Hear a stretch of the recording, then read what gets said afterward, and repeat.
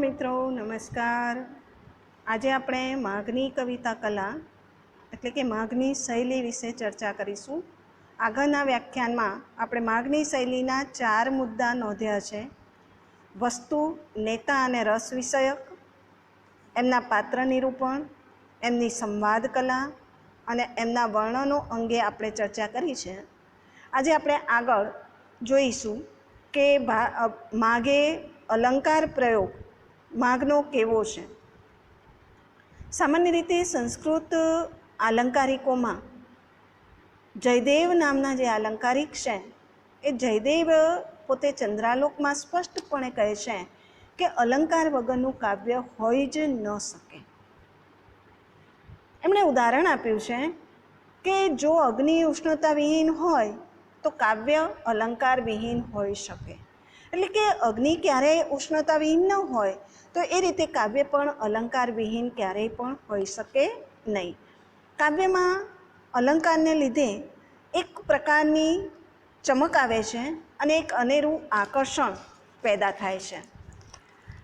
આપણા કવિ માઘ એ આલંકારિક યુગના કવિ છે, એટલે અલંકાર પ્રયોગ વિશે એમણે ખૂબ જ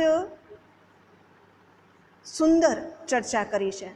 એમણે શિશુપાલમાં અલંકારોનો પ્રચુર માત્રામાં ઉપયોગ કર્યો છે। ઉપમા, ઉત્પ્રેક્ષા, દ્રષ્ટાંત, રૂપક, અતિશયોક્તિ, તુલ્યયોગિતા, વિરોધ વગેરે જે અલંકારો છે એનો એકદમ સુચારુ પ્રયોગ એમણે કર્યો છે। આ ઉપરાંત સ્વભાવોક્તિ હોય, પ્રૌઢોક્તિ હોય કે શ્લેષ હોય વગેરે અલંકારોનો પણ એમણે ખૂબ સુંદર રીતે પોતાના આ કાવ્યમાં પ્રયોગ કરેલો છે અને એ દ્વારા પોતાના જે વર્ણનો છે એ વર્ણનોમાં એમણે નવીનતા લાવવાનો પ્રયાસ કર્યો છે। પોતાના જે વર્ણનો છે એ વર્ણનોમાં સ્વભાવોક્તિ અલંકાર નિરૂપવામાં પણ માઘની કુશળતા ખૂબ જ પ્રશંસનીય જણાય છે। કાવ્યના ક્ષેત્રમાં કાલિદાસ પછી માઘના સ્વભાવોક્તિમય જે વર્ણનો છે એ વર્ણનોને જ મહત્ત્વનું સ્થાન પ્રાપ્ત થયેલું છે। માઘે 5મા, 11મા, 12મા અને 18મા સર્ગોમાં સ્વભાવોક્તિના ખૂબ જ સુંદર ચિત્રો રજૂ કર્યા છે। માઘે પોતાના આ કાવ્યમાં શબ્દાલંકારોનો પણ પ્રચુર માત્રામાં પ્રયોગ કર્યો છે। આપણે આગળ એમના વર્ણનોની ચર્ચા કરી ત્યાં આગળ એ બાબત નોંધી છે કે એક ફક્ત દ વર્ણને જ લઈને એમણે એક આખા શ્લોકની રચના કરેલી છે, જે આ પ્રમાણે છે: દાદદો દૂધ દુદાદી, દાદાદો દૂધ દીદદો, દુદાદમ દદદે દુદે, દદા દદદ દો દદવ। એટલે આ પ્રમાણે એમણે આખો જ શ્લોક જે છે એ દ વર્ણથી જ પૂરો કરેલો છે। આ એમની એક વિશેષતા છે। એમણે આ જ રીતે 4 અથવા તો 2 વર્ણો લઈને પણ આખો શ્લોક બનાવવાનું ખૂબ કુશળતાથી રજૂ કર્યા છે, એવા શ્લોકો પણ।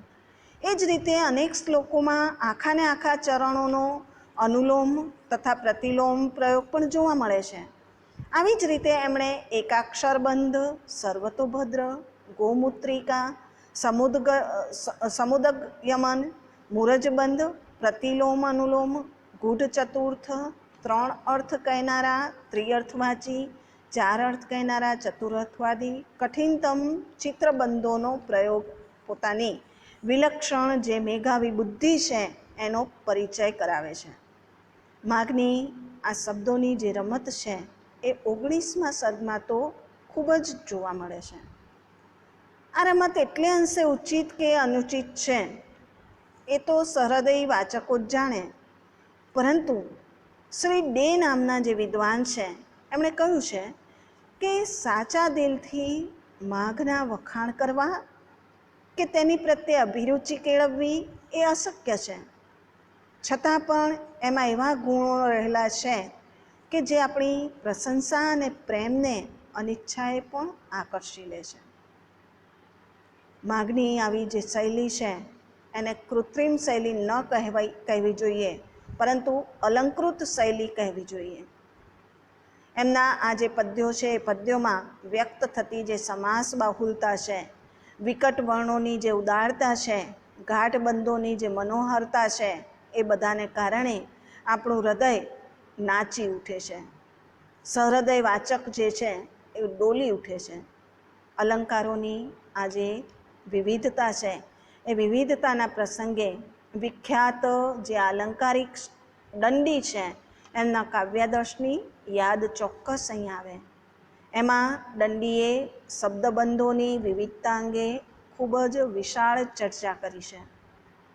માઘે આપેલ આવી જાતના જે શ્લોકો છે એ જોતાં એવું લાગે છે કે જાણે આચાર્ય દંડીના તે લક્ષણો જોઈને પોતે એમના ઉદાહરણ સ્વરૂપે આવા બંધોની રચના કરી હોય એવું જણાય છે. આ થયો એમનો અલંકાર પ્રયોગ. ઉપમા, ઉત્પ્રેક્ષા, દ્રષ્ટાંત વગેરે જે અર્થાલંકારો છે એ તો એમના સુંદર છે જ. હવે આપણે એમની છંદ સમૃદ્ધિ જોઈએ. સુવૃત્ત તિલકના જે કર્તા છે આચાર્ય ક્ષેમેન્દ્ર, એમણે હરિવિજયના કર્તા રત્નાકરના વસંત તિલક છંદની ખૂબ પ્રશંસા કરી છે. પણ એનાથી માઘની જે વસંત તિલકા છે એ માઘના વસંત તિલકાની પ્રશંસા ચોક્કસ કરવી જ રહી. માઘ કાવ્યના 5મા સર્ગમાં વસંત તિલકાનો સુમધુર પ્રયોગ જોવા મળે છે. આ ઉપરાંત 11મા સર્ગમાં માલિની છંદના પણ ખૂબ સુંદર પ્રયોગો આપણને પ્રાપ્ત થાય છે. કીથે જેમ કહ્યું છે એ પ્રમાણે ભારવીએ પોતાના કાવ્યમાં 16 છંદોનો પ્રયોગ દર્શાવી પોતાની એ વિષયની જે ચાતુર્ય છે એ ચાતુર્ય બતાવ્યું છે. જ્યારે માઘે એના મુકાબલે 22 છંદો દર્શાવીને પોતાનું આ વિષયનું જે ચાતુર્ય છે એ ચાતુર્ય રજૂ કર્યું છે. માઘે વંશસ્થ, ઇન્દ્રવજા, ઔપછંદસિક, ધૃત વિલંબિત, પુષ્પિતાગ્રા, પ્રમિતાક્ષરા, પ્રહર્ષિણી, મંજુભાષિણી, માલિની, રથોદ્ધતા, રુચિરા, વસંત તિલકા, વૈતાલીય, શાલિની વગેરે છંદોનો સારી એવી માત્રામાં પ્રયોગ કર્યો છે. શિશુપાલ વધના 10મા સર્ગનો સ્વાગતા છંદ એમણે ભારવી પાસેથી લીધો છે. આર્યાકોટીનો ગીતિ છંદ પણ આ કાવ્યમાં આવ્યો છે. જ્યારે ઉત્સહ, કલહંસ, ચિત્રલેખા, જલધરમાલા, જલોદ્ધરગતિ, તોટક, દોધક, ધૃતશ્રી, પૃથ્વી, પ્રભા, પ્રમદા, હરિણી, સ્ત્રગ્ધરા, શિખરણી, મહામાલિકા જે છંદો છે એ છંદોના પણ એક શ્લોક એમણે વાનગી તરીકે પીરસ્યા છે. આ બધા જે છંદ પ્રયોગો છે એનાથી એમની આ છંદશાસ્ત્રની જે નિપુણતા છે એ નિપુણતાના દર્શન ચોક્કસ આપણને થાય છે. પહેલા 2 સર્ગો પૈકી જે પ્રથમ સર્ગ છે એ પ્રથમ સર્ગમાં આવેલા જે 75 શ્લોકો છે એ શ્લોકોમાંથી 1 થી 73 શ્લોકમાં વંશસ્થ અને ત્યાર પછી 74મા શ્લોકમાં પુષ્પિતાગ્રા અને 75મા શ્લોકમાં શાર્દુલ વિક્રીડિત છંદની એમણે રચના કરેલી છે. એવી જ રીતે બીજો સર્ગ જોઈએ તો એમાં કુલ 118 શ્લોકો છે અને 118 શ્લોકો પૈકી 115 શ્લોક એ અનુષ્ટુપ છંદમાં છે અને 116મો ઔપછંદિક છંદીમાં છે, 117માં ધૃત વિલંબિત છંદ છે અને 118માં માલિની છંદની રચના એમણે કરેલી છે. આપણા આ જે કવિ છે માઘ એ બીજા સર્ગમાં આવેલ રાજનીતિ જેવો જે ગંભીર વિષય છે એ ગંભીર વિષયને એ સરળતાથી બોધ થાય માટે એમણે અનુષ્ટુપ છંદની યોજના કરી છે, જેમાં એમનું પૂરેપૂરું ઔચિત્ય જણાય છે. આ થઈ એમની છંદ સમૃદ્ધિની વાત. હવે એમની ભાષા જોઈએ. માઘનું સંસ્કૃત ભાષા ઉપર વર્ચસ્વ છે. એમનો જે શબ્દ ભંડાર છે એ ખૂબ જ વિપુલ છે. તેઓ ઉચિત પ્રસંગે ઉચિત ભાવને અનુકૂળ ભાષાનો ઉપયોગ કરી જાણે છે. માઘ લાંબા લાંબા સમાસના પ્રેમી છે. એથી ઘણી જગ્યાએ આપણને એવું લાગે કે ત્યાં પ્રસાદ ગુણ દેખાતો નથી. જો કે માધુર્ય અને ઓજ ગુણ તો મળે છે. માઘની આ જે સમાસયુક્ત પદાવલી છે એનો એક નમૂનો આપણે જોઈએ તો જે 13મો સર્ગ છે એનો 45મો શ્લોક છે. નિજ સૌરભ ભ્રમિત ભુંજ પક્ષતી વ્યંજના નીલક્ષરિત ધર્મવારીણા. અરે કેટલું પ્રદીપ્ત સમાસવાળું વાક્ય. માઘમાં વ્યાકરણના પણ પ્રયોગોના દર્શન થાય છે. કીથના જણાવ્યા પ્રમાણે માઘની જે વ્યાકરણ શાસ્ત્રીય પ્રયોગ કુશળતા છે એ પ્રયોગ કુશળતા ઉપર મહાકવિ ભટ્ટીનો પણ પ્રભાવ હોય એવું કીથને જણાવ્યું છે. મધ્યે સમુદ્રમ પારે જલમ જેવા અવ્યયીભાવ સમાસવાળા પ્રયોગો એમણે કર્યા છે. તો વૈરાયતે એ નામ ધાતુના પ્રયોગ ઉપરથી નિષ્પન્ન થયેલ વૈરાયિતારહ પ્રયોગ પણ એમણે કરેલો છે. નિષેદિવાન ન્યધાયિસાતામ જેવા ક્લિષ્ટ પ્રયોગો અને પ્રથમ સર્ગના 51મા શ્લોકમાં તો ક્રિયા સંવિહારનું અર્થમાં લોટ લકારનું અને અભિજ્ઞાવાચક ધાતુ પછી લોટના સ્થાનમાં લટ લકારનો પ્રયોગ, આ બધું એમની જે વ્યાકરણ શાસ્ત્રની પટુતા છે એ વ્યક્ત કરે છે. ઉક્તિ વૈચિત્ર્ય અથવા તો વાક વિદગ્ધતા. માઘ ખૂબ આગળ વધેલ છે એ બાબતમાં. કોઈ વાતને વિચિત્ર રીતે વિદગ્ધતાપૂર્ણ શૈલીમાં કહેવી હોય તો એ કલા માઘમાં છે. આ વિદગ્ધતામાં એમને સહાયક હોય તો એમણે હસ્તગત કરેલ એમનો જે વિપુલ શબ્દ ભંડાર છે એ એમને અહીંયા સહાયક બને છે. સંસ્કૃત સાહિત્યમાં એક ઉક્તિ પ્રસિદ્ધ છે કે નવસર્ગ ગતે માઘે નવ શબ્દો ન વિદ્યતે. નવસર્ગ ગતે માઘે નવ શબ્દો ન વિદ્યતે.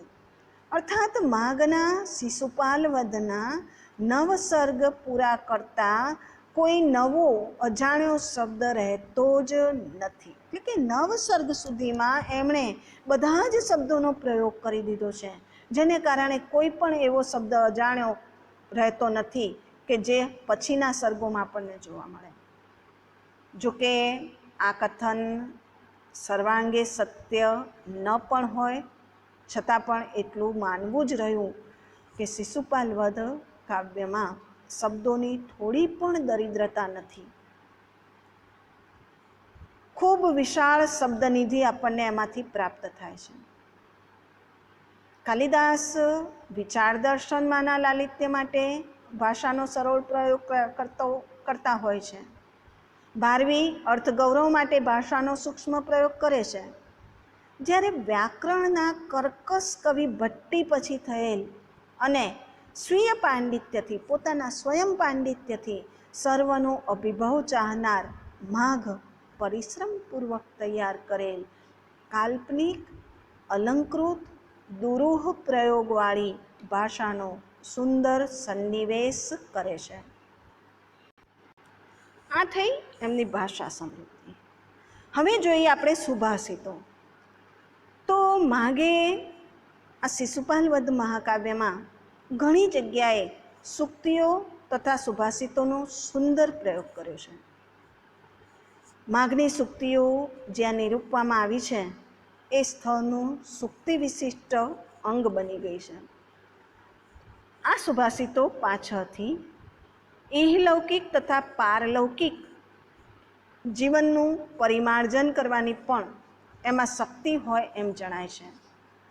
માઘમાં અનેક સુભાષિતો કે અર્થાંતરન્યાસોમાંથી એકાદ બેની આપણે અહીંયા નોંધ કરીએ કે એક જોઈએ તો અથવા શ્રેયસી કેન તૃપ્યતે. બીજું મહિયાંશ પ્રકૃત્યા મિતભાષિણઃ. ત્રીજું સર્વસ્વાર્થ સમય. ચોથું પદે પદે યન્નવંતામ ઉપૈતિ તદેવ રૂપમ રમણીયતાતાયા વગેરે એમના સુભાષિતો છે અને એમની સૂક્તિઓ પણ આપણને પ્રાપ્ત થાય છે.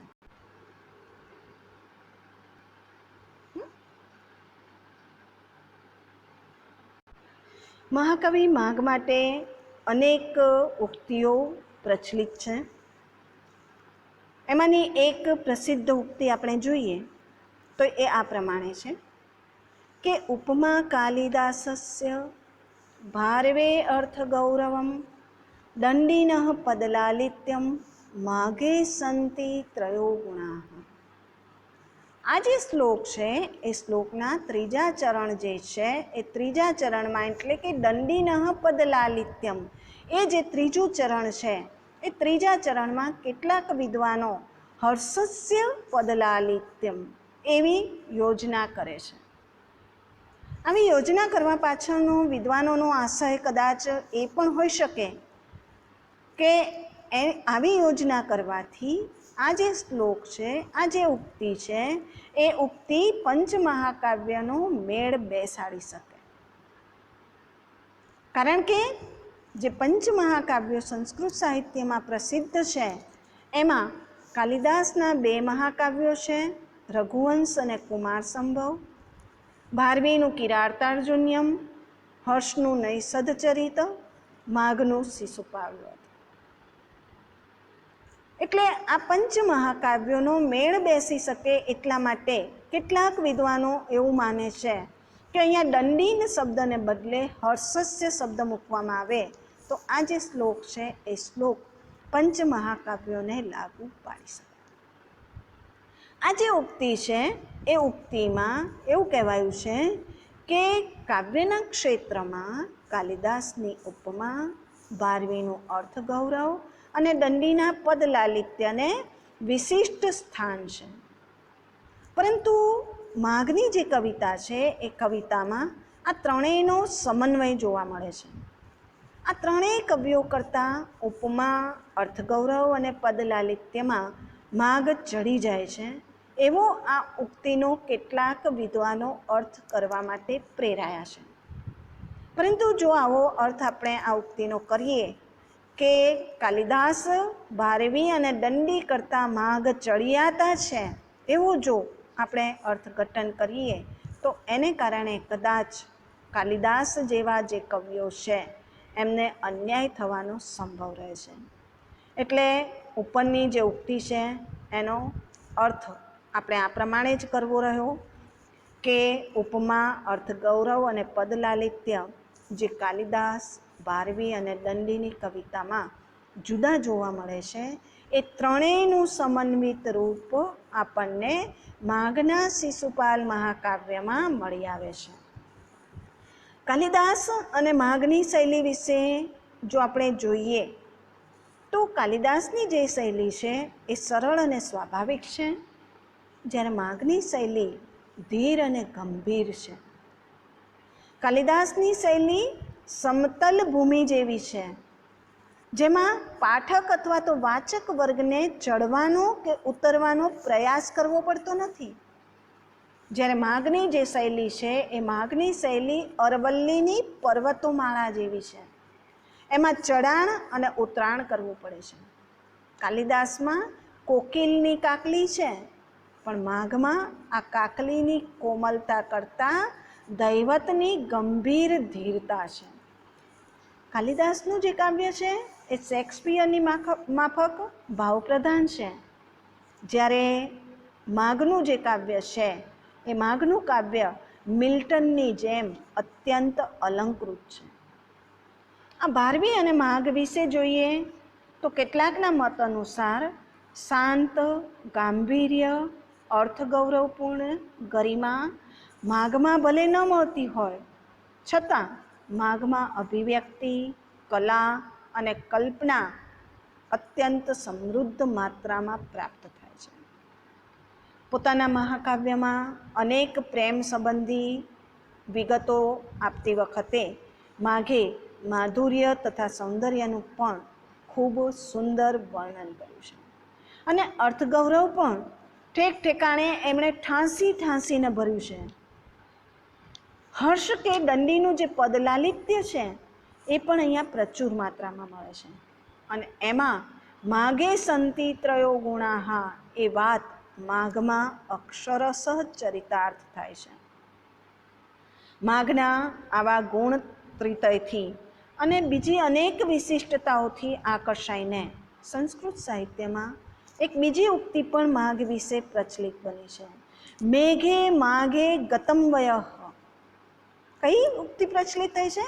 મેઘે માઘે ગતમ વયઃ, અર્થાત મેઘદૂત અને શિશુપાલ વધના અભ્યાસમાં વ્યક્તિની આખી ઉંમર ચાલી જાય છે. એટલે કે મેઘદૂત કદમાં નાનું છે, પરંતુ એને સમજવા માટે જીવનનો જે અનુભવ છે એ અનુભવ ખૂબ આવશ્યક છે. જ્યારે માઘને સમજવા માટે વિદ્વત્તા, અધ્યયનશીલતા અને બહુજ્ઞતા જરૂરી છે. સંસ્કૃત સાહિત્યમાં આવતી જે માઘની સ્તુતિઓ છે એ સ્તુતિ કરતી અનેક પ્રશસ્તિઓ આપણને પ્રાપ્ત થાય છે. અને એ જ બાબત માઘની જે લોકપ્રિયતા છે એક લોકપ્રિયતાને વ્યક્ત કરે છે. આમ આપણે માઘની જે કવિતા કલા છે અથવા તો માઘની જે શૈલી છે, જેને રીતિ અથવા તો માર્ગ તરીકે પણ ઓળખવામાં આવે છે, એ વિશે વિસ્તારથી ચર્ચા કરી. માઘની જે શૈલી છે એ મુખ્યત્વે ગૌડી પ્રકારની છે અને એમાં આપણે જુદા જુદા મુદ્દાઓ લઈને એ કઈ રીતે ગૌડી પ્રકારની છે શૈલી એની આપણે સ્પષ્ટતા કરી, જેમાં વસ્તુ, નેતા અને રસ આધારિત, એમનું જે પાત્ર નિરૂપણ કલા છે એ પણ અનેરી છે, એમના જે સંવાદો છે એ સંવાદો પણ ચોટદાર છે, એમના જે વર્ણનો છે એ વર્ણનોમાં એમનું જે જ્ઞાન છે એ જ્ઞાન છતું થયું છે, એમના જે અલંકાર પ્રયોગ છે એ અલંકાર પ્રયોગ, છંદ સમૃદ્ધિ અને એમની જે ભાષા છે એમાં એમનું જે વ્યાકરણ વિષયક જ્ઞાન છે એ પણ આપણી સમક્ષ પ્રગટ થાય છે. અને એમના જે સુભાષિતો છે એ સુભાષિતો અને સૂક્તિઓ જે છે એ સમાજમાં એક પ્રચલિત લોકોક્તિઓ તરીકે પણ પ્રસિદ્ધિ પામી છે. તો આ બધી બાબતોને કારણે માઘને સંસ્કૃત સાહિત્યમાં શ્રેષ્ઠતાનું સ્થાન પ્રાપ્ત થયેલું છે. અસ્તુ.